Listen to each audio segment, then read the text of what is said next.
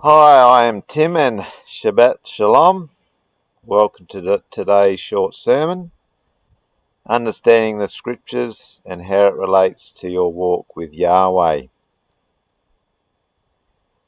So I suppose the first thing you have to realise that the Bible you see today in its joined, neat form is not the way it once was. The form we see today is known as Codex, and it makes it seem like the scriptures are one continuous, or the Bible is one continuous narrative.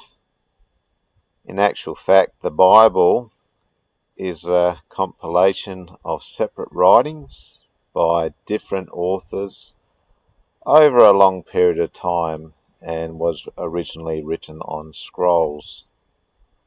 There was no such thing as the marking of chapters, the marking of verses, and no such titles as the Old and the New Testament.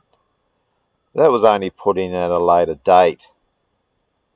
Also, with such titles placed in the scriptures, such as the Old and the New Testament, it reinforces the lie that the so-called Old Testament is no longer valid, when in fact the Bible is one complete directive narrative. So, with that in view, rather than picturing this, please imagine this. So, Yahweh gave instructions on what is called the Torah, on how to do the right thing, that is, how to not sin. These were not just given at Sinai to a certain people, which many incorrectly refer to as the Jews, but rather to people with choice like you and I, long before Sinai. And these people kept the Torah as well, and included Adam and Noah and Abraham.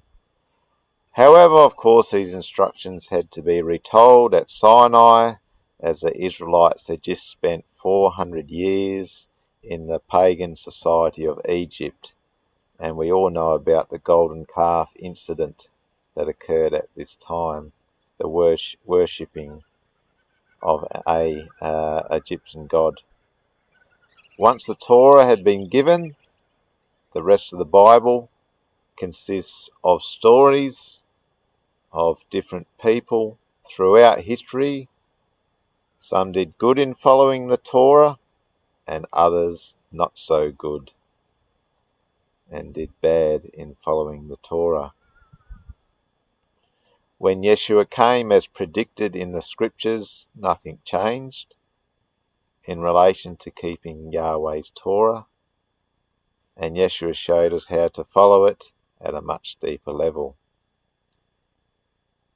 He walked out the instruction perfectly, and then died as that perfect Torah follower on our behalf. Why?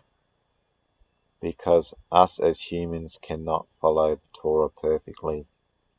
And that is what grace is all about. It's that second chance.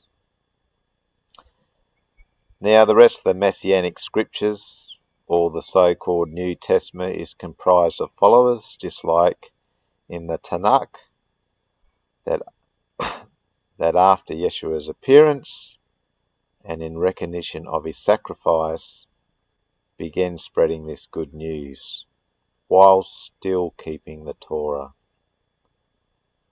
One well-known character is called Paul, who was still keeping the Torah, including the feasts.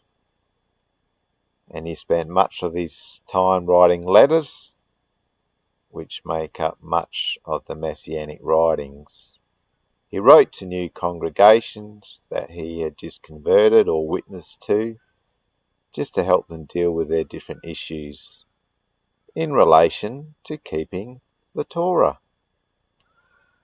So with all that in mind, what does this mean for the person who wants to follow Yahweh today? correctly, just go and review the 613 instructions and see what applies to you, and just start following them. You then become part of that scriptural narrative, just the same, no different, just the same as those characters in your Bible. That is your journey with Yahweh and keeping his Torah.